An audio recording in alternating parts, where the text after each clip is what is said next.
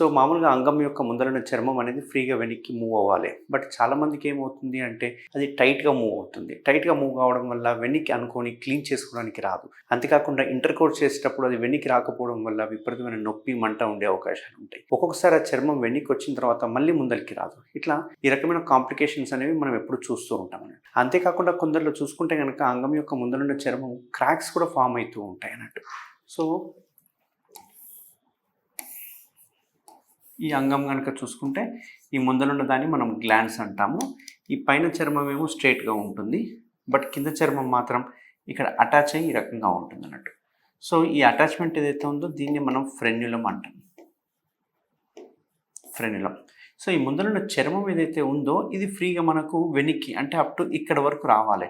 But చాలా వరకు ఏమైతదంటే only ముందల ఫ్రంట్ పార్ట్ కొంచెం మాత్రమే కనిపిస్తుంది. ఇంకొంచెం బలవంతం చేస్తే ఈడ వరకు ఫ్రీగా మూవ్ అవుతుంది. ఇంకా కొంచెం బలవంతం చేస్తే వస్తుంది వెనక్కి. కానీ టైట్‌గా వస్తుంది. అంతేకాకుండా చాలామందికి చూస్తే అంగం చిన్నగున్నప్పుడు ఈజీగా మూవ్ అయితుంది. బట్ అంగం పెద్దగా అయిన తర్వాత మాత్రం చర్మం మూవ్ కాదు. ఇట్లాంటి టైంలోనే మనకు చాలా ప్రాబ్లమ్స్ వస్తాయి. ఎందుకంటే రేపు ఇంటర్‌కోర్స్ చేసేటప్పుడు అంగం పెద్ద అయినప్పుడు చర్మం వెనక్కి రాకపోతే గనక విపరీతమైన పెయిన్ ఉండే అవకాశాలు ఉంటాయి. ఒక్కొక్కసారి బ్లీడ్ అయ్యే అవకాశాలు ఉంటుంది.